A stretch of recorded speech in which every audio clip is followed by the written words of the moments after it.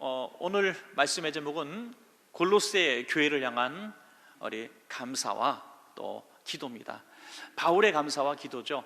골로새 지방은 동서무역이 만나는 그런 아주 요충지이기도 합니다만은 아주 작은 도시였습니다. 그래서 그렇게 큰 영향력을 발휘하지는 못한 것 같습니다. 이곳에 바울이 복음을 물론 전해서 세운 교회는 아니지만은 바울의 영향을 받은, 바울의 가르침을 받은 에바브라를 통해서 이제 골로새 교회가 세워지게 되었죠. 그러니까 바울이 직접 세우지는 않았지만은 간접적인 역할을 했다고 이렇게 볼 수 있습니다. 바울의 모든 가르침과 그런 생각들이 들어갔던 그런 교회라고 볼 수 있습니다. 그런데 이 교회가 아름답게 잘 성장하던 중에 많은 이단 사상들 또 우상들이 들어오게 되죠.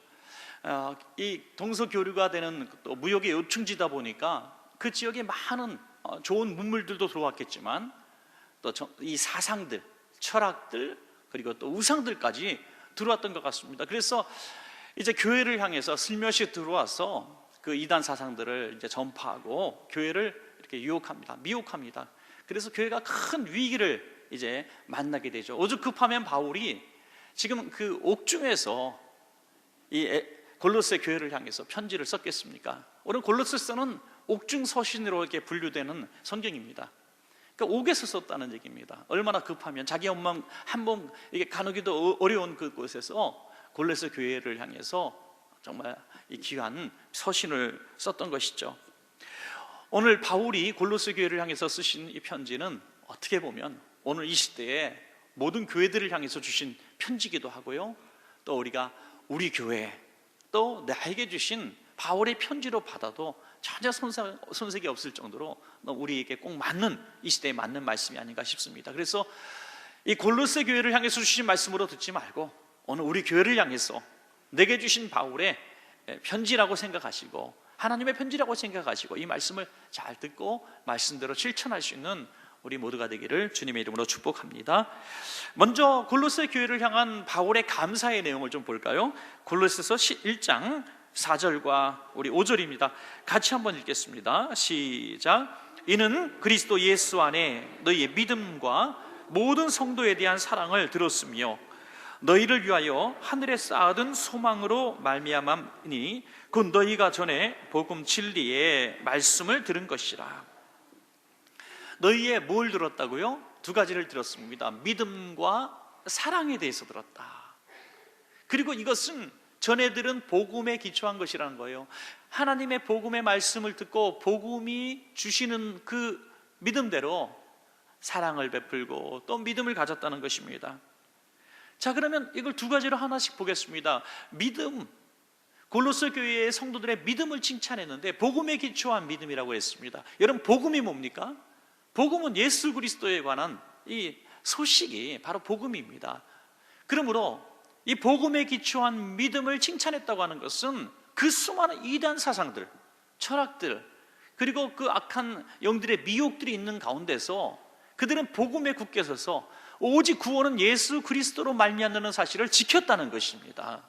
이게 얼마나 어려운 일이고 또 힘든 일인지 알 수 없습니다. 그러나 그들은 복음 위에 서 있었기 때문에, 바울이 전한 복음 또 에바브라가 전한 복음의 기초에 서 있었기 때문에 그 흔들리지 않았다는 겁니다. 흔들리지 않고 구원은 뭐야? 오직 예수님 뿐이지, 이렇게 이야기하면서 그들은 도전했다고 하는 것입니다. 로마서 1장 16절에 보니까 내가 복음을 부끄러워하지 아니하노니 이 복음은 모든 믿는 자에게 구원을 주시는 하나님의 능력이라고 했습니다. 그 거대한 사조들, 사상들, 그런 우상들, 그런 문화들, 그런 것들이 막 쏟아져 들어올 때에 복음의 사람들이 굉장히 보잘것없이 보였을 겁니다. 왜소해 보이고 또 이제 막 기독교가 부흥하던 시기였기 때문에 그 세력이 굉장히 미비했다고 하는 것입니다. 그래서 또 기독교인들은 신분이나 또 모든 가진 재산이나 지식이나 이런 것들이 월등하지 않았기 때문에 오히려 부르심을 보라라고 말한 것처럼 그 당시에 소외받고 어려운 사람들, 가난한 사람들, 이런 사람들이 대부분이었기 때문에 이런 거대한 흐름 속에서 기독교는 굉장히 보잘것없이 보였는지도 모르겠습니다. 그럼에도 불구하고 복음 때문에 부끄러워하지 않고 복음 때문에 낙심하지 않았다는 것이죠. 사랑하는 여러분, 오늘도 우리가 가진 믿음이 뭡니까? 우리가 가진 이 기본적인 믿음으로 칭찬을 받아야 되는데, 이 믿음은 오직 후원은 예수 그리스도로 말미암는다. 아주 기본적인 우리의 믿음이지만 이 믿음이 흔들리지 않게 될 때에 우리 주님께 칭찬 듣는 우리 성도님들이 될 줄로 믿습니다. 또한 사랑으로 칭찬받았다 그래요. 사랑으로. 여러분, 교회는 다른 거 다 없어도 이 사랑이 있어야 합니다. 교회에서 사랑을 보지 못하면 어디서 사랑을 보겠습니까? 교회는 사랑이 있는 곳입니다. 그래서 뭔가 내가 조금 부족해도, 내가 좀 실수를 해도, 내가 세상에서 좀 뭐 문제가 있어도 교회는 나를 안아주고, 교회는 나를 위로해주고, 그런 곳으로 우리가 의지하는 피난처가 되어야 될 줄로 믿습니다. 여러분, 세상의 잣대, 세상 법, 세상 기준으로 똑같이 책망하고 비판하고 비난한다면 교회가 있을 그 이유가 무엇이 되겠습니까? 여러분, 교회는 그래서 집과 같고 따뜻한 부모님 품과 같고 그런 곳이 돼야 합니다.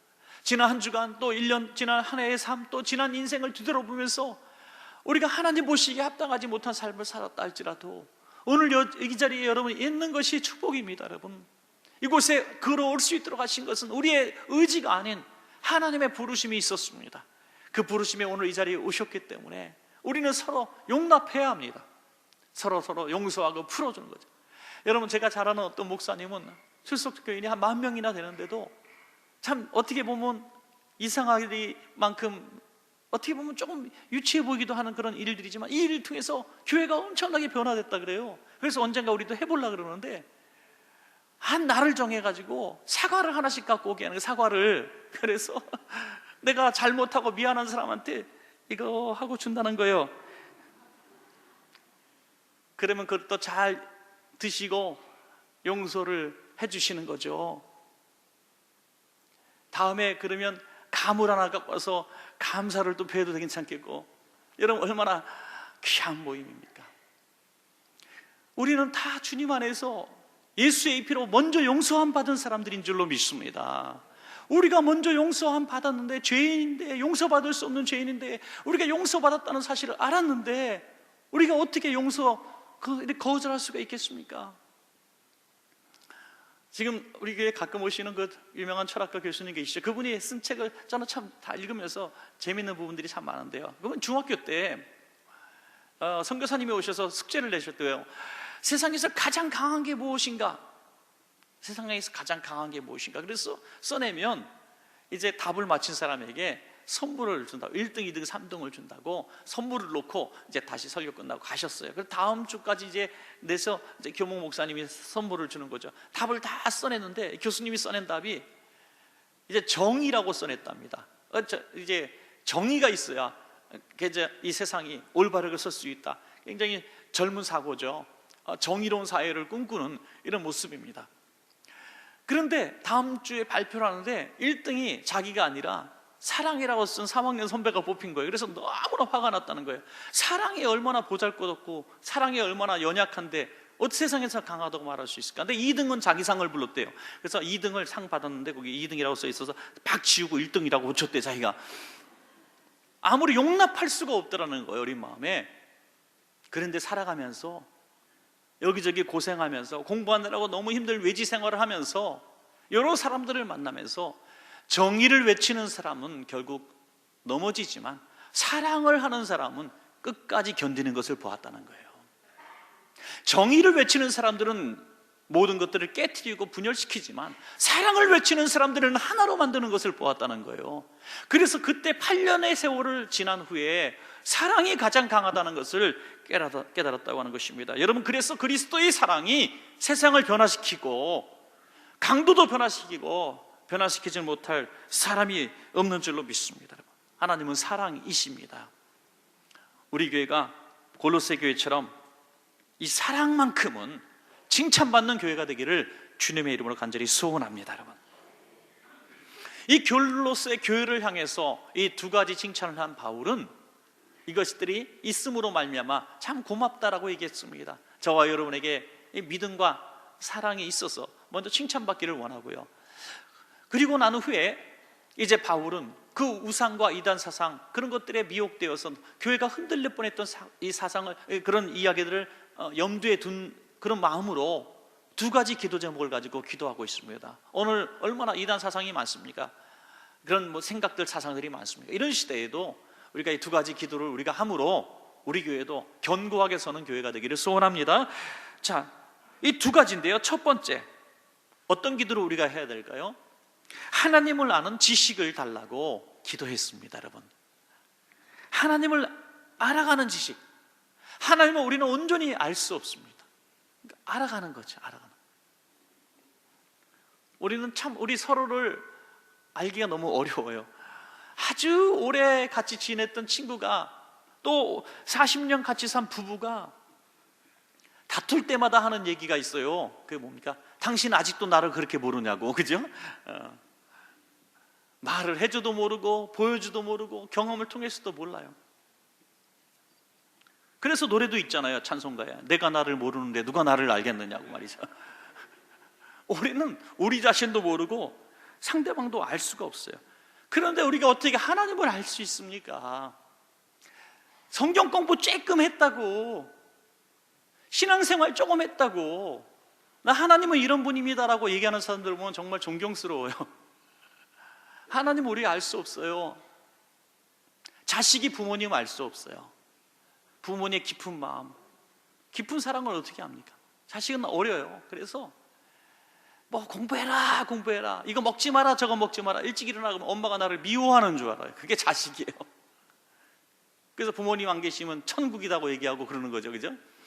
여러분, 이게 자식이거든요. 어떻게 부모를 알겠습니까? 죽는 날까지 부모 마음 모르는 거예요. 우리는 하나님을 잘 알 수 없어요. 언제까지 알 수 있느냐? 그냥 알아가는 만큼만 아는 겁니다. 하나님이 보여주시는 만큼. 그래서 우리는 하나님을 알아가기 위해서 날마다 기도해야 될 줄로 믿습니다. 골로새서 1장 9절입니다. 우리 한번 같이 읽을까요? 시작. 이로써 우리도 듣던 날부터 너희를 위하여 기도하기를 그치지 아니하고 구하노니 너희로 하여금 모든 신령한 지혜와 총명에 하나님의 뜻을 아는 것으로 채우게 하시고. 아멘. 우리 모든 신령한 지혜, 총명, 이거면 됐잖아요. 근데 이거 안 된다는 거예요. 그 위에 하나님의 뜻을 아는 지식으로 채워서 하나님을 알아가게 한다는 거죠. 골로새서 1장 10절에도 그런 말씀이 나와요. 하나님을 아는 것에 자라게 하시고. 점점 하나님을 알아가는 것이 신앙의 성장이라고 하는 것입니다. 여러분, 1학년 공부를 하면 2학년이 되고, 2학년 공부하면 3학년이 되고, 중학교 과정 마치면 고등학생이 되고, 고등학교 마치면 대학생이 되는 거예요. 그럼 다시 중학교과 초등학교 거 더하기 빼기 안 하는 겁니다. 곱하기 안 하는 거예요. 왜? 했기 때문에. 그런데 기독교 신앙은 왜 이렇게 어려운지, 날마다 초보야. 날마다 초보. 잘하지를 않아요. 계속 그 자리로 맴돌고 또 뒤집고 또 회개하고 또 뒤집고 또 회개하고 뱅글뱅글 돈다는 거죠. 하나님을 아는 지식이 자라가지 않는 이유는 무엇입니까? 세상 경험과 지식과 이런 것들로 하나님의 지식을 이해하려고 하기 때문이죠. 그래서 오늘 말씀의 홍수시대라고 하면서도 말씀을 몰라요. 이렇게 성경이 자유롭게 읽혀지는 시대고, 이렇게 신학자들이 많고, 이렇게 곳곳마다 건전한 교회들이 많고, 얼마든지 성경 공부를 할 수 있는 그룹들이 사방팔방에 천지에 깔렸고, 기독교 텔레비전만 틀어도 그냥 성경 공부 프로그램들이 너무너무 많은데, 왜 우리가 이단에 빠지고 신천지 빠지고 각종 오염에 되어서 이게 뜻인지 저게 뜻인지 모르고 분별하지 못하고 살아갑니다. 왜 그럴까요?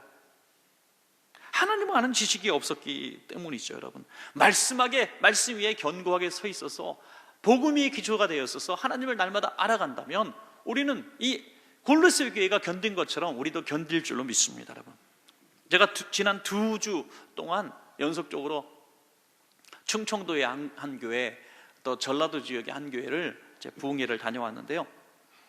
그 부흥회에 다녀와서 참 느낀 게 있습니다. 지방은 서울보다 훨씬 더 이단들이 많더라고요. 이단 공격에 막 넘어진 교회들을 보여줬어요. 목사님과 함께 식사를 가다가, 목사님 저 교회 보이세요? 예, 보니까 상가 2층에 이렇게 있는 작은 교회였어요. 저 교회가요, 저쪽에 있는 큰 건물 갖고 있던 교회예요. 근데 왜 이렇게 조그만 교회로 옮겼어요? 그랬더니 이 얘기를 해주는 겁니다. 동네에서 꽤 유명하고 잘 되는 교회였습니다. 소문난 교회였어요. 좋은 교회로. 근데 하루아침에 그렇게 줄었어요. 이유를 말합니다. 그 교회에 어느 날 슬며시 한 무리가 들어왔어요. 그래서 교회에서 다 충성한 친구들이에요. 한 15명이 들어왔대요. 그래가지고 목사님을 위해서, 사모님 또 교회 성도를 위해서 얼마나 헌신하는지.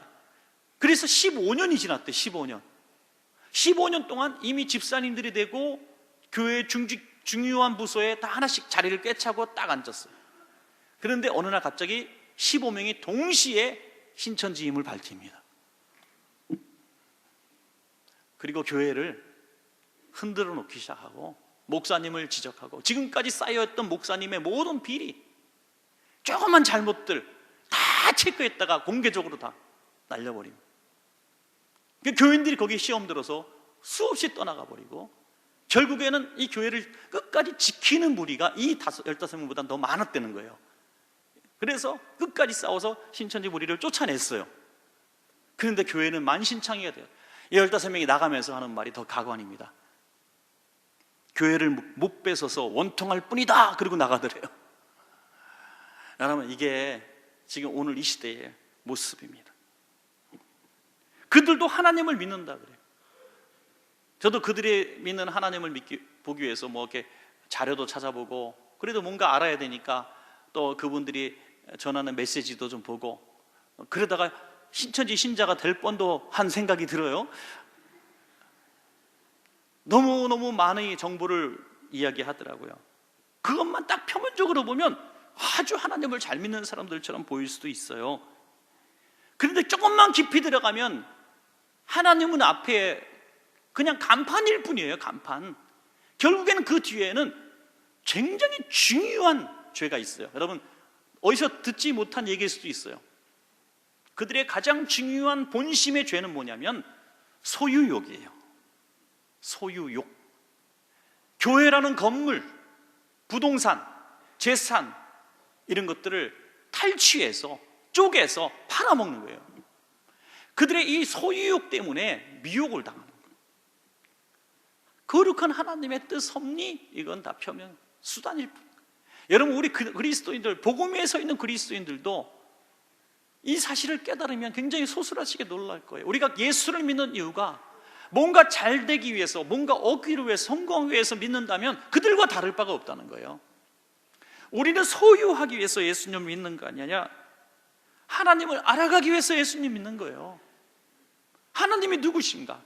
그 아들 예수 그리스도가 누구신가? 날마다 거기 알아가서 그분의 말씀대로 살아가는 것이 그리스도인의 삶이 될 때 우리는 소유욕으로 덤벼드는, 욕심으로 탐욕으로 공격하는 그들의 본체를 볼 수 있고 우리는 넘어지지 않을 줄로 믿습니다. 여러분, 오늘 골로새서 2장 8절의 말씀, 이런 말씀이 있어요. 누가 철학과 헛된 속임수로 너희를 사로잡을까 주의하라. 이것은 사람의 전통과 세상의 초등학문을 따르며 그리스도를 따름이 아니니라. 자기가 믿는 생각, 사상, 이런 것들을 따르는 것이지 그리스도를 따르는 게 아니라. 여러분, 지금 수많은 이단자들, 사입이 또 잘못되어가는 교회들, 뭔가 목적을 이루기 위해서 하나님을 앞에다 세우고 이용하는 그런 잘못된 사람들, 지도자들, 그 이유가 무엇이냐? 바로 하나님을 모르기 때문에, 하나님을 알아가려고 전혀 하지 않기 때문에 이런 것이죠. 여기 본문에 보니까 철학 이렇게 나와 있는데, 오늘 우리가 생각하는 철학은 아닙니다. 철학을 그런 공부하지 말란 말이야? 기독교는 철학을 그런 말이 아닙니다. 당시에 철학이라고 하는 것을 그 영지주의도 한 이 철학의 분파라고 보면 돼요. 이단 사상. 그러니까 이 철학이라고 하는 게 오늘날 이게 학문적인 철학이 아니라 하나의 거의 신앙화된 것이죠. 그래서 이단 사상들도 철학이라고 말할 수 있습니다. 영지주의도 분파니까요. 철학의 분파. 그러니까 이런 것들을 통해서 기독교 복음을 대적했기 때문에 이 철학이 헛된 속임수가 하나가 되었다고 하는 것입니다. 그것을 가지고 하나님을 대적했기 때문에 그게 악한 거예요. 여러분, 우리가 가진 상식, 지식, 배운 모든 학문들, 우리가 가지고 있는 인생 철학들, 이런 것들 죄 아닙니다.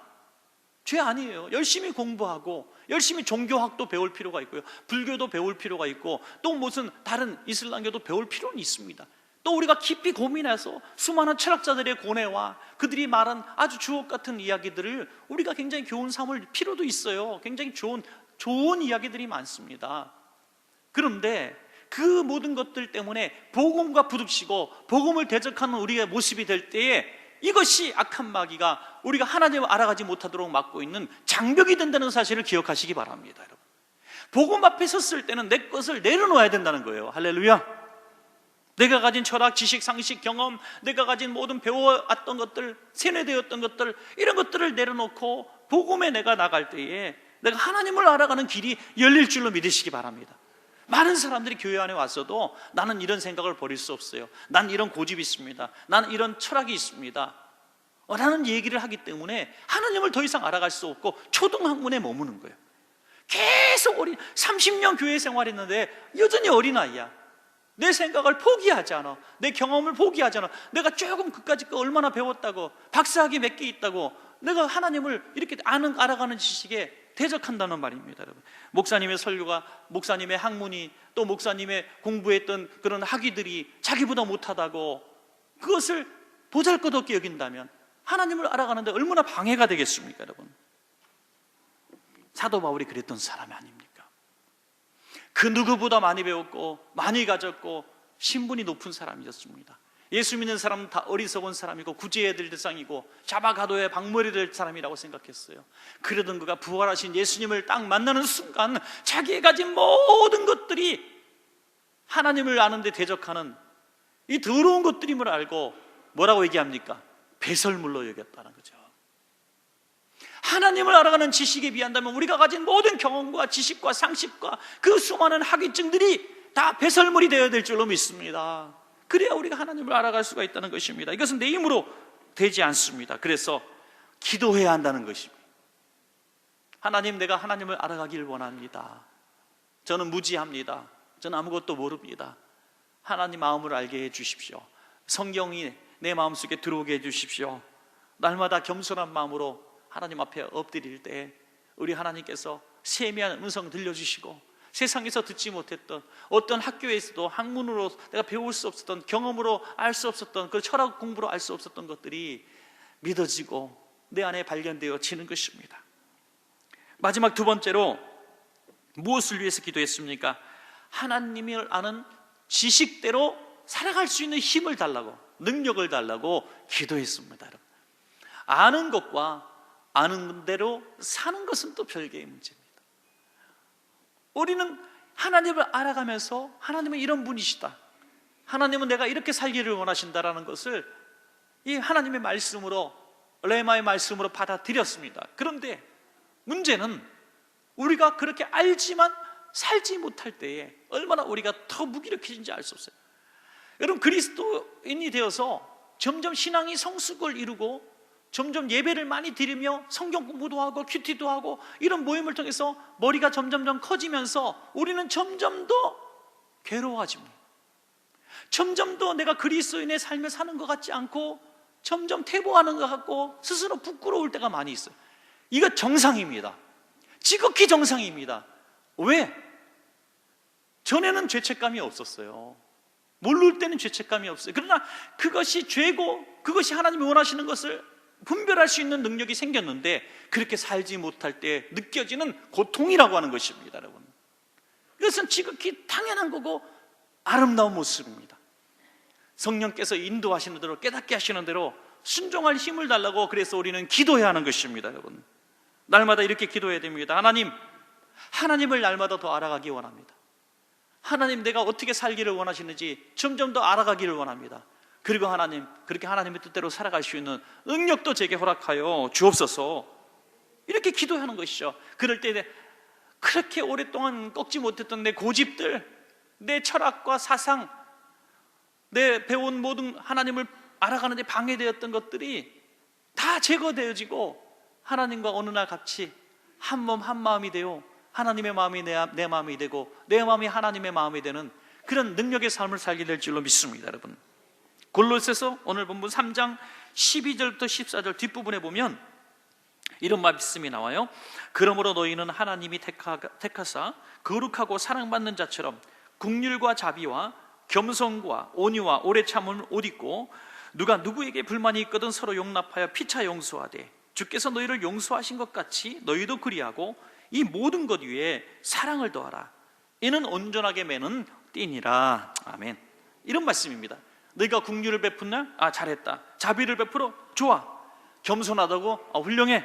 온유해? 좋습니다. 오래 참어? 용서해줘? 아주 훌륭하다는 거예요. 아주 인성적으로, 삶의 모습으로 너무너무 훌륭하다는 거예요. 그런데 사랑이 없다면 아무 소용이 없다는 거예요. 사랑이 없다면 꽹과리 소리가 되는 거예요. 징소리가 되는 거예요. 그래서 말씀하십니다. 이 모든 것 위에 사랑을 더하라. 이는 온전하게 매는 띠니라. 이런 모든 것들을 꽁꽁 묶어서 하나가 되게 하는 그 띠가 뭐냐? 사랑이라는 거예요. 사랑이라는 거예요. 온전히 묶어주고 하나 되게 하고 완성시키는 것이 사랑이라고. 조금 전에 다녀온 두 교회에 대해서 말씀을 드렸는데요, 저는 거기서 참 두 교회의 공통점 하나를 발견했습니다. 그것은 두 교회에서 집회 때마다 강사를 이렇게 대접하고 차 대접하고 다과 대접하는, 매 시간마다 낮 집회도 하고 막 그런 교회예요. 새벽 낮 저녁 열 집회 막 하는 그런 교회들인데, 여러분 그 다과를 열심히 10번을 대접하는 거예요. 너무 막 먹지도 않아요. 차만 한 잔 살짝 마시는데 항상 풍성하게 대접해요. 근데 나중에 알았어요. 두 교회에서 대접하던 그 두 교회 다 자매님들이 둘 다 큰 병에 걸린 중병 환자들이었어요. 먼저 교회는 암 환자였고 최근에 재발했다 그래요. 그런데 얼굴이 너무 밝아, 너무 친절하고 행복하게 섬기는데, 저는 암 환자로 고통받고 재발해서 힘들어하는 분을 절대로 다과 봉사 못 시킬 것 같아. 어떻게 그런 분을 그 많은 사람 중에서 강사를 섬기는 다과를 가져오라고 하겠어요? 저는 참 못할 것 같아. 두 번째 교회는 더 그랬어요. 두 번째 교회는 투석을 받는 사람이에요. 투석.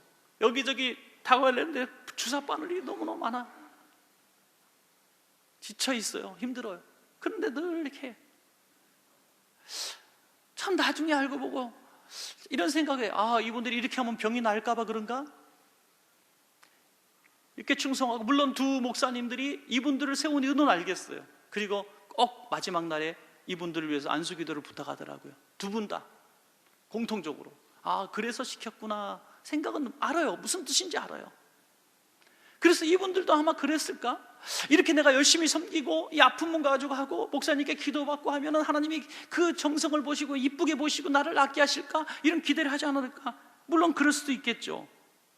그런데 제가 정말 조금도 의심 없이 믿는 것은, 그분들은 오늘 하나님 나라 가도 원망할 사람들이 아니라는 사실이에요. 저는 그것을 봤어요. 믿음으로 한다는 것을 봤고 사랑으로 한다는 걸 봤어요. 그래서 저는 깨달았습니다. 하나님을 제대로 만난 사람은 감사가 있다는 거죠. 감사. 사랑도 감사하기 때문에 하는 거고요, 용서도 감사하기 때문에 하는 거고, 충성도 감사하기 때문에 하는 거고, 봉사도 감사하기 때문에 하는 거예요. 오늘 눈이 오는 이 날에도 우리 하나님의 은혜 감사하기 때문에 예배하는 겁니다. 뭘 받고 내가 교회 안 나가면 하나님이 날 미끄러지게 해서 뭐 머리 다치게 할까 봐 두려워서 나오신 분은 없을 거예요. 감사하기 때문에. 무슨 감사입니까? 하나님이 주실 그 하나님 나라를 우리가 이미 소유했기 때문에 어떤 세상의 무소유라도 고통이라도 육신의 아픔이라도 그 하나님에 향한 감사를 빼앗을 자가 없는 것입니다. 여러분, 구원이 뭡니까? 구원은 단순히 죄에서 구원받는 게 구원이 아니라 하나님 나라를 우리가 소유하는 것이 구원입니다. 여러분, 골로새서 1장 12절입니다 우리 한번 같이 읽어볼까요? 시작. 우리로 하여금 빛 가운데서 성도의 기업의 부분을 얻기에 합당하게 하신 아버지께 감사하게 하시기를 원하노라. 아멘. 성도의 기업의 부분을 얻기에 합당하게 하시는 하나님 아버지께 감사하기를 원한다. 천국의 유업, 하나님 나라의 상급, 우리가 하나님 아버지를 날마다 더 알아가고요, 그리고 하나님을 아는 그 지식대로 우리가 날마다 살아가면 우리의 종착역이 어딘지 선명해진다는 거예요. 그래서 세상의 성공, 부귀, 영화 이런 것들이 아니라 하나님 나라가 우리에게 점점 더 다가오게 된다는 것입니다. 사랑하는 원천가족 여러분, 저는 이것을 굉장히 중요한 우리의 어떤 증거라고 한번 제시하고 싶어요. 우리가 신앙생활하면서 10년, 20년, 30년 신앙생활하면서, 우리 원천교회에서 10년째, 20년째 신앙생활하면서 날마다 하나님을 더 알아가고 하나님의 뜻대로 살아간다고 하는 증거는 뭐냐면, 전보다, 어저께보다 오늘이 하나님 나라가 가까워지는 것입니다. 만약 그렇지 못하고 여전히 쳇바퀴 돌듯이 애 중학교 때 고등학교 문제, 대학교 문제, 직장 문제, 결혼 문제, 사업의 문제라면 조그만 구멍가게, 좀 더 큰 가게, 좀 더 큰 가게, 집이라면 전세에서 내 집 사고 좀 더 넓은 집 가고 좋은 동네 이사 가고, 이런 것들이 온통 우리의 기도 제목 속에 사로잡혀 있다면 우리는 하나님을 전혀 알려고 노력하지 않았다는 것입니다.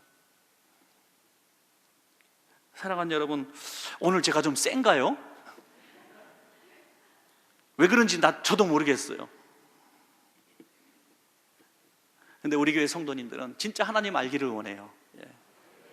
하나님 알아가기를 원합니다. 나는 하나님을 안다라고 얘기하는 사람은 하나님을 아직 모르는 사람이더라고요. 우리는 주님 만나는 날까지 알아가다가 주님 앞에 서게 될 겁니다.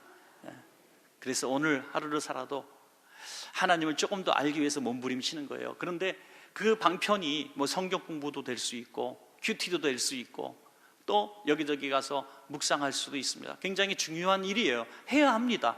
성경을 열심히 배우고, 그래야 우리가 이단 사상들 이런 것들에 우리가 대항해서 맞설 수 있기 때문에, 무기가 되기 때문에 열심히 말씀에 기초 서야 돼요. 말씀을 배우지 않는 교회는 위험한 교회입니다. 그러나 그 위에 더 중요한 것은 말씀, 배운 말씀대로 사는 능력입니다. 이 능력은 배움에서 오는 것이 아닙니다. 이것은 성령님의 은혜로 오는 것입니다. 여러분, 우리 원천가족 모두는 이렇게 바울의 기도로에 힘입어서 날마다 하나님을 더 깊이 알아가고, 또 하나님이 주시는 그 지식의 능력대로 살아가서 하나님 나라를 소유할 수 있는 유업의 자녀들 다 되시기를 주님의 이름으로 간절히 소원하고 축복합니다.